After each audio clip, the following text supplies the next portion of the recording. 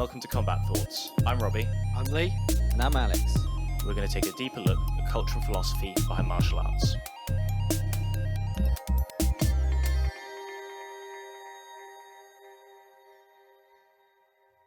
So, why can fighters not quit? That's the big question. Are either of you two keen to start? Well, they don't quit, do they? I think that's the thing. We should end the podcast now, really. All right. Well, let's see. One of the reasons you always hear like Rogan talking about is the fact that it's like a lifestyle change. Like, and I think that's true to an extent, but I'm not sure that's the main reason. But we'll talk about that first anyway. It's the fact that it's like you go from fighting, which is like super fucking intense all the time, to, well, don't really know what, but unless you're joining the special forces or becoming a firefighter, there's not many other jobs that are going to be quite the same level of intensity. Mm-hmm. Yeah, that might be it. I think it's also the fact. It's also the fact that, yeah, I guess you see it in special forces people as well. When they leave the special forces, it's like a lot of them just lose themselves. I think that's probably partly due to the fact that, yeah, the level of intensity in life is so different when you're in those environments, that when you go into normal life, you kind of feel like you're just fucking useless and you're not doing anything. My thing about this, though, is that it doesn't really fit with what we see. Like, the principle is fine. Like, the argument made is perfect. You know, it's a whole intensity thing. You want to come back to that intensity. That's why it's hard to quit. That makes perfect sense to me. The reason I don't think it's actually the case is because if that were the case, what would likely happen is fighters would quit.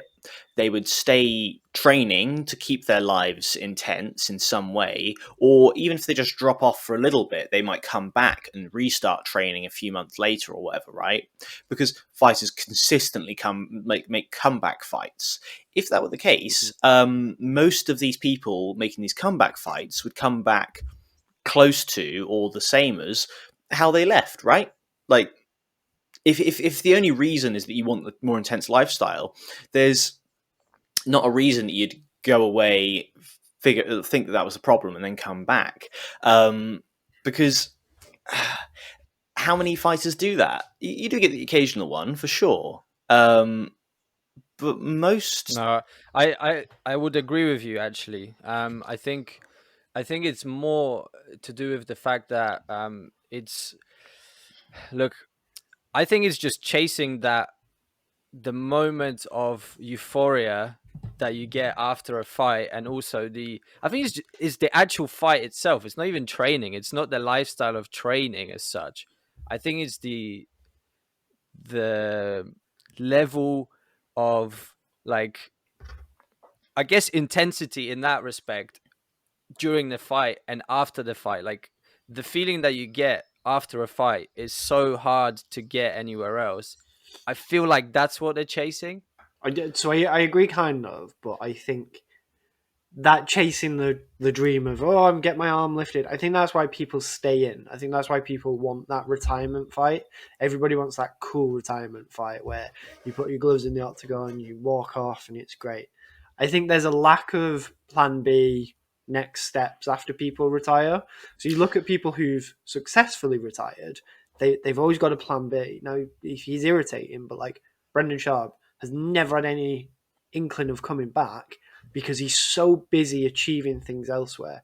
What tends to happen is fighters make a bit of money, achieve things in fighting, but then have nothing external to achieve afterwards.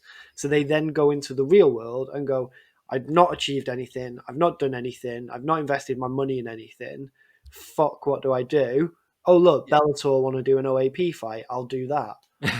I think that's it. I think what you OAP fight, that should be an organization, OAP fight championship. Anyway, Bellator. yeah, pretty much, might as well be. yeah, I think the thing you said that with the investment of money, I wonder if a lot of these fighters find themselves that they financially end up kind of struggling because they get to a point of high where they have all this money and a lot of them don't know what to do with it. I was Yeah. recently watching like a GQ interview with GSP. I don't know if you guys saw that, and he was talking about how he spent his first million, Yeah. Yeah. and it was clear that the guy knew how to spend money. Like it wasn't something that he just, he was like, right, I got a million, let's get a fucking Lambo. He was like, okay, here's some money for my parents. Here's some money for my sister's degree. Here's some money for this. Here's some money for that. So he clearly like had a bit of a plan. And I think the ones that are successful, someone like, I don't know, Khabib probably will never come back because he's clearly managed to somehow invest his money well. Whether it's But him it's no, so it's himself, management. So if you look at yeah, NFL, NBA, Mm. there's a statistic where you're broke within so many years. So there's been a big push on financial education. So they get good money managers. The agents will look after their money and things like that. Typically, an MMA agent is somebody who's either been in the business a long time or used to fight and is now like, oh, I can make money off other people.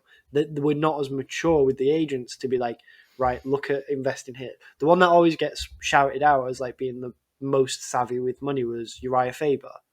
mm, Was he invested his money really well? He like owns half of Sacramento apparently. Like he's invested his money that well. Like he doesn't need to come back. He just does what he wants now. He achieves on the outside. But if you've not got a good brain for money, which to be fair, if you get punched in the face, you probably don't, and you don't have good management, then you are fucked because you like you say you go yes Lambo, and then suddenly 5 years later you're fucked. Yeah, well, you hit the nail on the head there. It's not that you have to know how to invest your money, but you do need your money invested by someone in something that's going to help you moving forwards. And yeah, I mean, at the end of the day, a lot of people get into fighting because they haven't done so well at school. They've got some problem with education. Like a lot of people do that. I mean, how many fighters do you hear about? Like this isn't super common, but you do hear about a fair number of fighters who are like, oh, it was selling drugs or fighting. Yeah, I think Anthony Joshua said those were like his options at one point. That's not a gentleman who's been to business school and kind of knows what to do with his funds. Or yeah, maybe he does. Maybe I should be picking on Anthony Joshua, but the vast majority of fighters clearly not the most intelligent people. Whether that was because of how they were before fighting or after fighting is a bit of a moot point. The fact is, they don't know what to do with it. And GSP was an excellent example. And just to briefly touch back on the intensity side of things, he's a man who has kept that intensity up because he still trains like crazy. He still works out like mad. But he doesn't, he came back for that one fight against Bisping for like a legacy point of view, but yeah, he's not, he didn't come back sooner than he wanted to. He came back for a very specific fight at a very specific time, and then yeah. he left and he went, I'm out, I'm done. But he has kept up that And he did. intensity. He didn't come back on a whim. He didn't come He back on a planned it whim, out yeah. because he had to gain the weight. Yeah, he like planned it out. He had a good program of how he was going to get there. Yeah, exactly. And I'd say the other thing, again, just to touch on the intensity bit before we sort of put that in a box, is I kind of wonder if fighters need to be able to. I get the competition point of view, and I get that people might still want to compete, but they don't have to just do fighting. I feel like people need to be able to get into other stuff like I don't know, strength sports, right? I reckon John Jones will be able to not have that as the reason he keeps coming back because he's getting so much into the powerlifting side of things and lifting these stupid weights. But he's also Isn't that what appears to have. Rumble did? No, Rumble got massively into bodybuilding, and yeah. now he's coming back to Bellator. Oh, okay. He was fucking huge at one point. But yeah, the investment thing's a point of view. But so the other trouble with that is that only works if you've made big bucks in the first place. Yeah. Most Yep. fighters do not. Like, you've either got to be in the game for a long time, preferably as a heavyweight, or be a champion, or be like, I don't know, who's a Jorge. like, yeah, Or Jorge, Nate Diaz. Cowboy, Nate Diaz, like someone who's like these freak people who are neither um who aren't champions but are massive draws. You've got to be those people. You've got to have the money in the first place to then invest it so that you can have it later on. I think the other thing, if I can just add there with the money side, is I think a lot of them get fucked with taxes. Many fighters, I think, don't really understand taxes. So when they do get a big paycheck, they end up getting fucked because they spend it all, and then they realize, oh fuck, I should have paid the taxes. This is Mike Perry, isn't it? Who like admitted he'd not paid tax for like X amount of years. I like, but again, that's all That's comes under not money management. It's having a that good is not manager or having a good financial advisor to help you with that. It's not an excuse to be like, I got money and don't understand tax. Like, you need the right people around you. that is not getting fucked by taxes. If I just don't pay my taxes and then have to pay them all at one go, that's not me getting fucked by taxes. That's me getting fucked by me.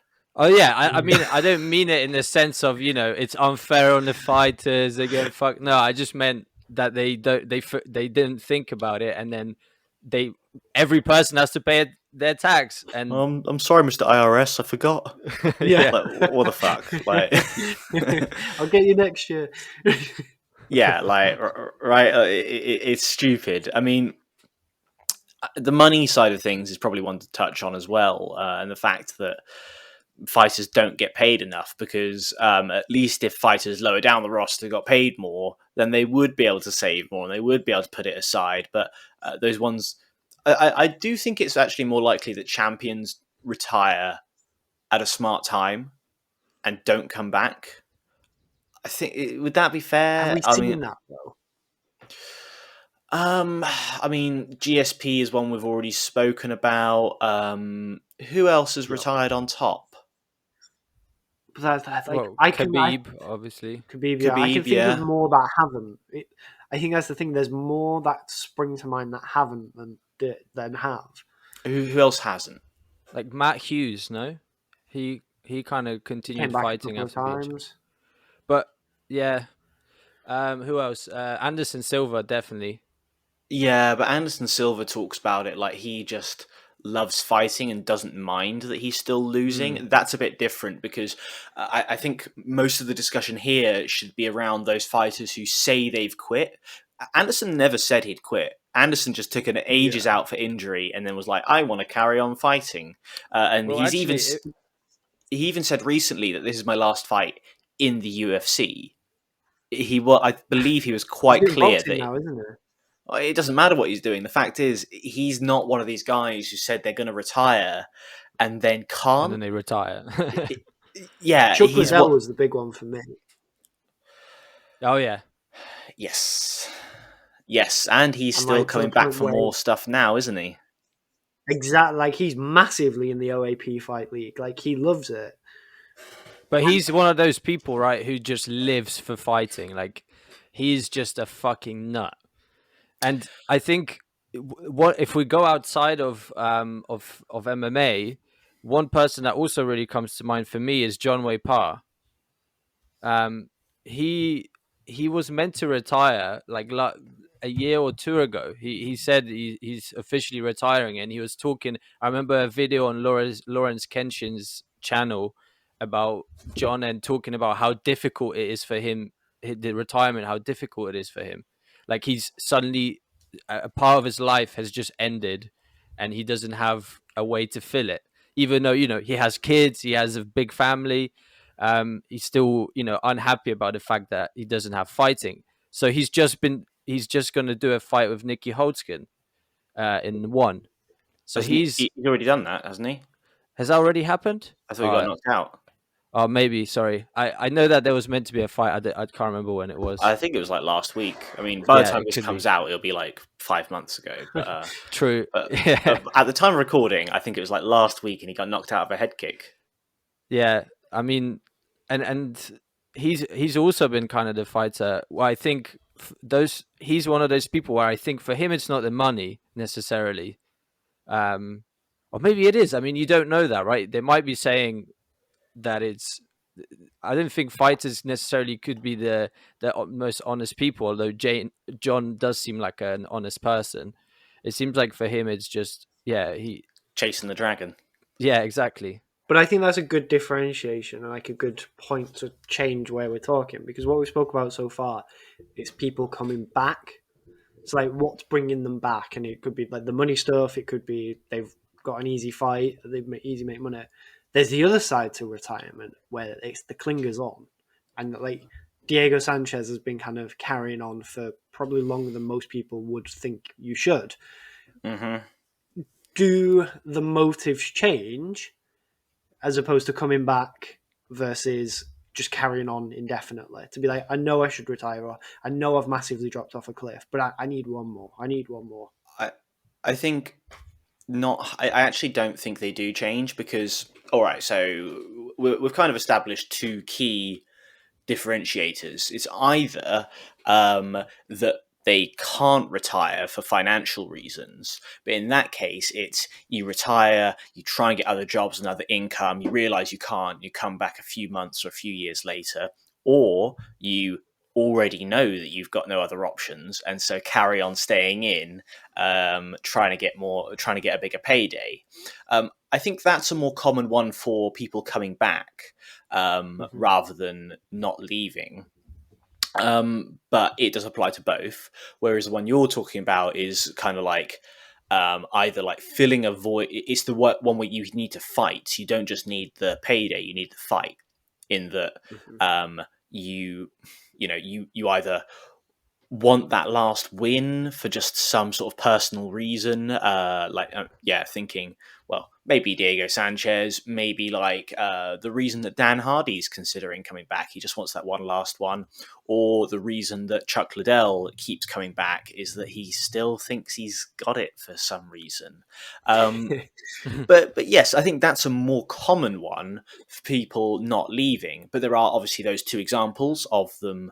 Of those comebacks, that's a more common one for people not leaving, like Carlos Condit, for example. He really needs to stop. Or Weidman. Weidman was recently talking about having a title run, and then well, that has definitely stopped him in his tracks. But but I think it's also that's a good point. Perhaps to make is also the fact that fighters are generally generally have big egos, whether those egos play a big part in this, where for example someone like Chuck Liddell, he still thinks he has it, he still thinks he can play around with the younger kids, although he doesn't really fight the younger kids, does he?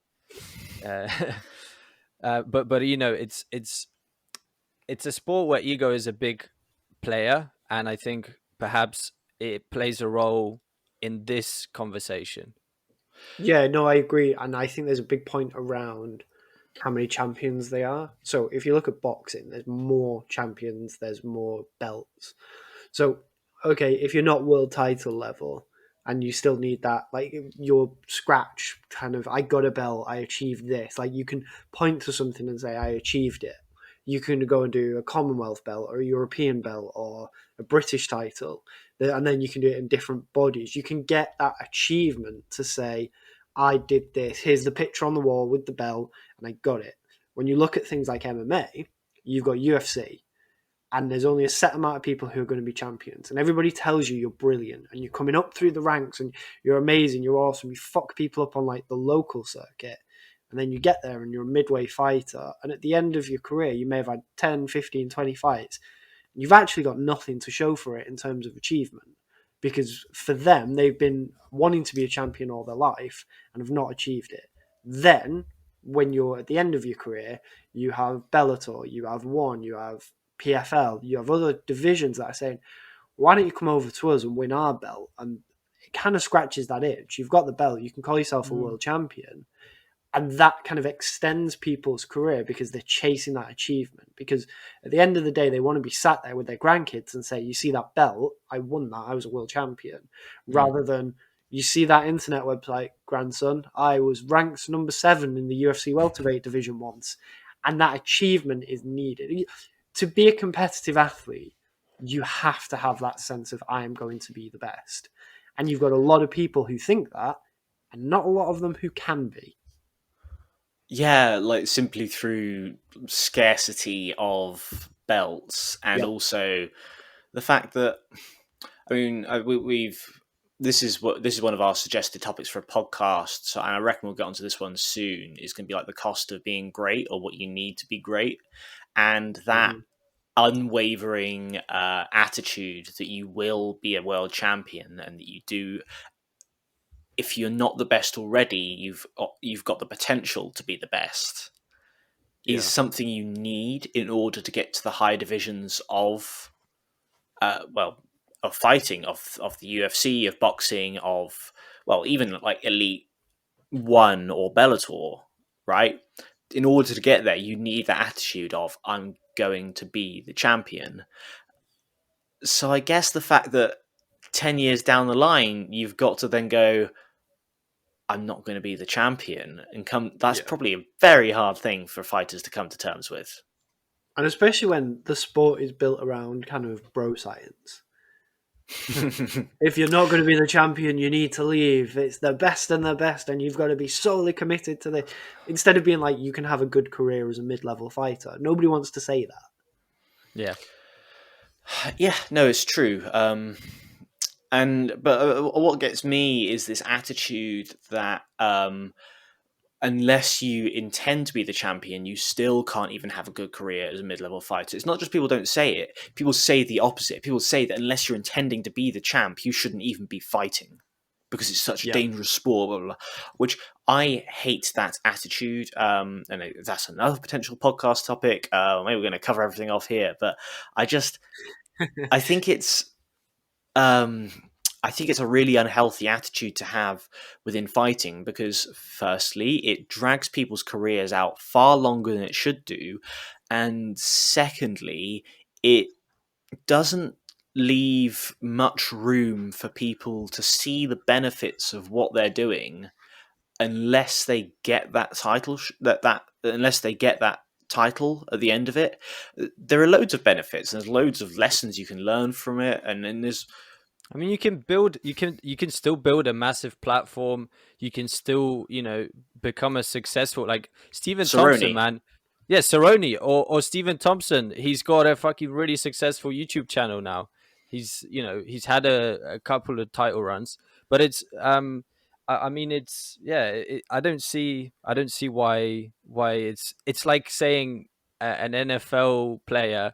It's like, if you don't want to win the NFL, you should not be an NFL player. It's like, why not? It's a You, little different with sports like that, where it's a it team is a sport. group. Yeah, it's a team sport. I guess I don't know. But It's like a golfer or someone. I don't know. yeah, It's not don't do quite the golf. same danger.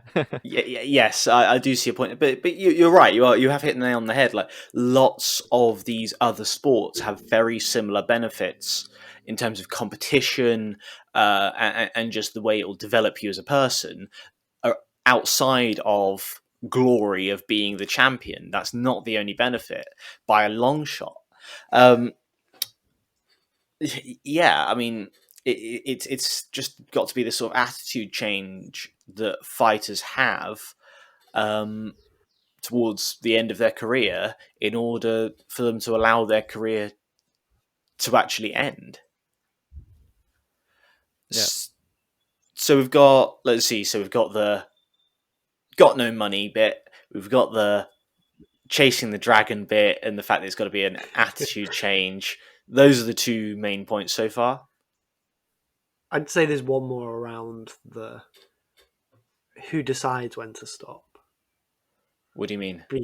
So if I'm a fighter and I'm middle of the roster and you're starting to see a bit of a drop off, well, my ego in my head is like, I can still do it, I can still do it, I can still do it. if you don't have the right advisors around you to be like, look, maybe we should look at doing something else.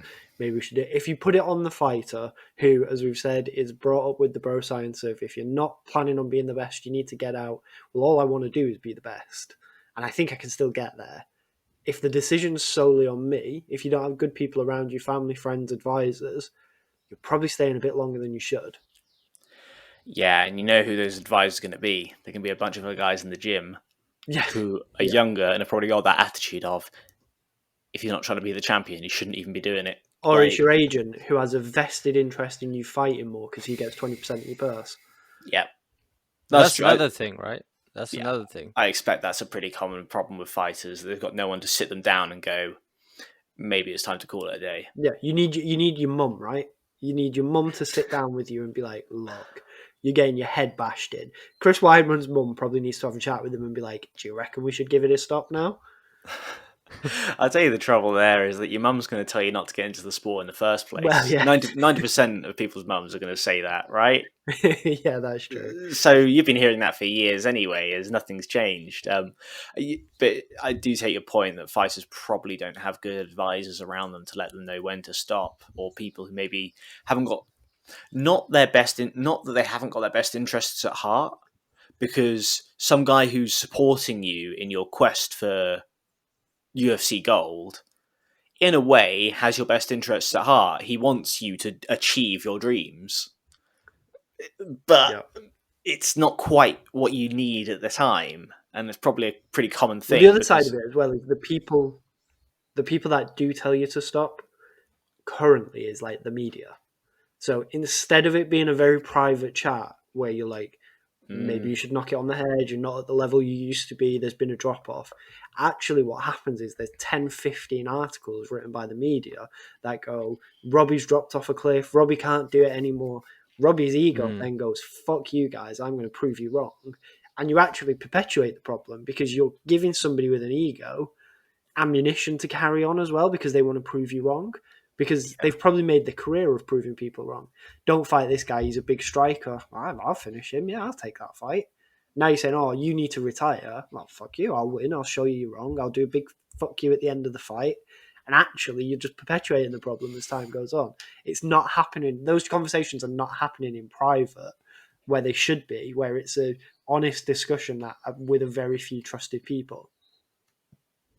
That's a good shout. That's not something I've considered, but yeah. That's pretty on point. I'll tell you one other trouble fighters have got. It's all well and good if you're DC or one of these other guys who has developed their career into, they've used their platform and they've developed their career into commentating or doing fight breakdowns. Like Dan Hardy is a perfect example who's utilized the skills he's got in his career of fighting, post-fighting, right? Mm-hmm. There ain't many guys who can do that. There are not a whole lot of skills that you develop from fighting that you can use in any other career. And I think that's why it's only the people who have really lined themselves up a long way in advance that are able to transition out. Like GSP clearly has his money invested in all these spots. He started the martial arts acting side of things. Like he's in this bloody Falcon and Winter Soldier, the Disney thing. And he's probably getting paid a lot for that. And he set that up beforehand, and that's all well and good. But it'd be pretty nice if fighters didn't have to think about it 5 years before they quit to line themselves up. Because even then, once you go, oh, I want to quit, you've still got to hang around for 5 years fighting people to make ends meet while you're lining up your next venture.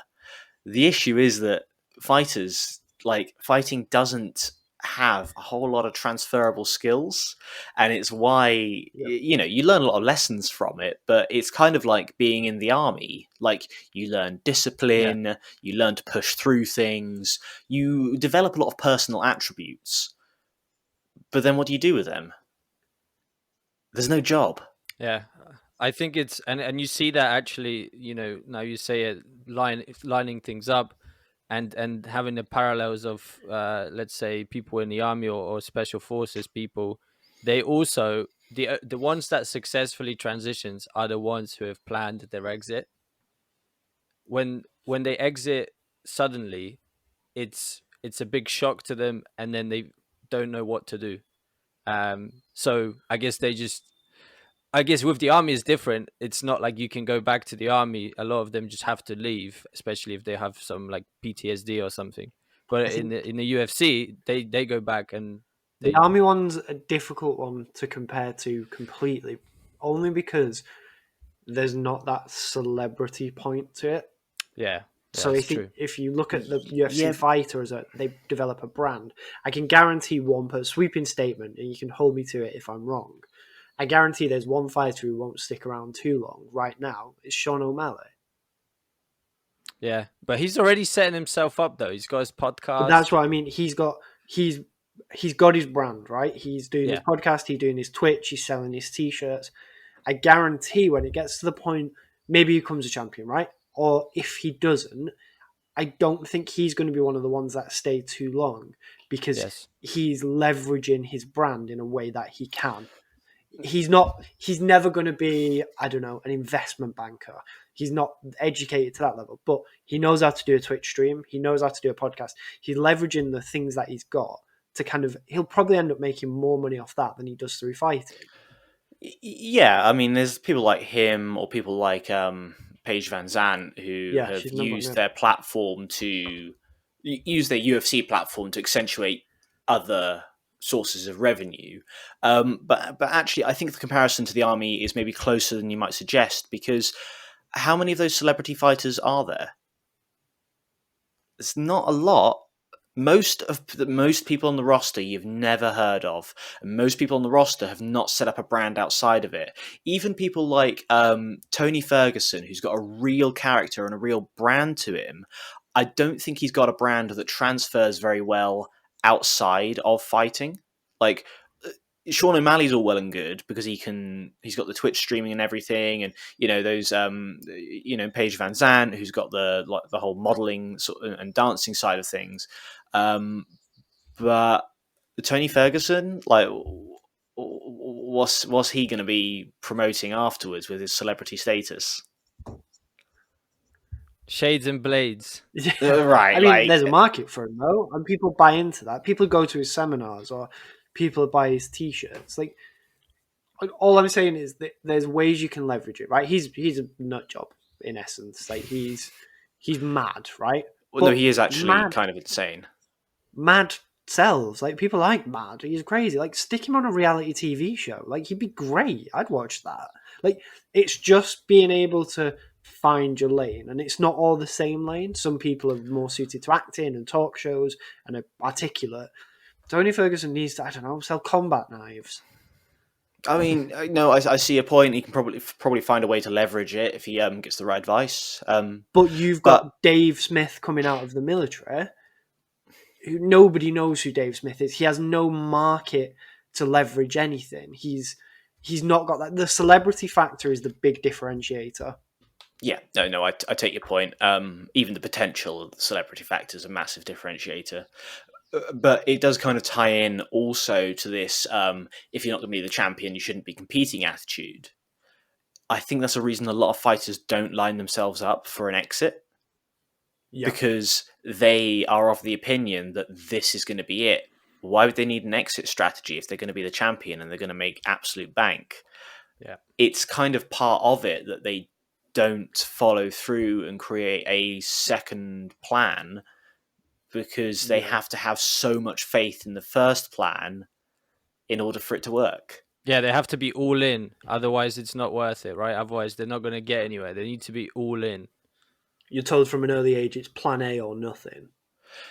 Yeah, like wasn't that one of the things that everyone said after Ronda Rousey lost? No one was saying it before, but afterwards everyone was like, "Oh yeah," when she was getting into all the film and all this and that. Like, we didn't think she was so committed to it, and I was worried about. Like, no one said that before she lost, but it was a good point afterwards, in that it's kind of people's attitude that when you are lining yourself up for an exit, you're not committed anymore.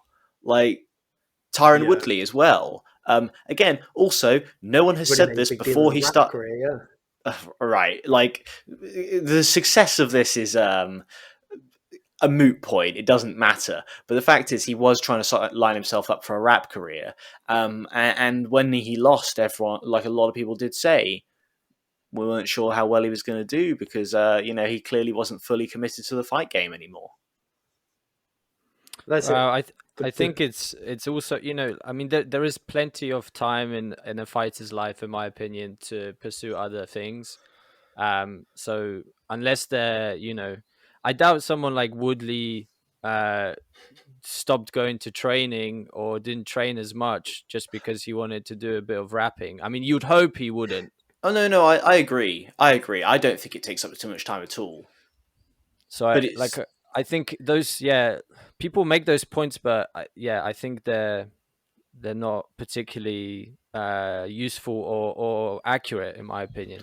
It goes back to the MMA thing of if you're not fully committed, then you're out. Because if you've got a plan B or you're looking at something else, if it goes wrong, it's not, oh, this guy's a better fighter or athletically he's a better fighter or whatever. It's you did this and it's a stick to beat you with. And again, it then just makes the vicious circle continue where it's all MMA or all fighting or nothing. Then they're always encouraged not to have a plan B or an exit strategy because God forbid you lose, here's a nice big stick to beat you over the head with. Yeah, because this is it. Like, I don't think it does take up too much time. I think it's a smart thing to do.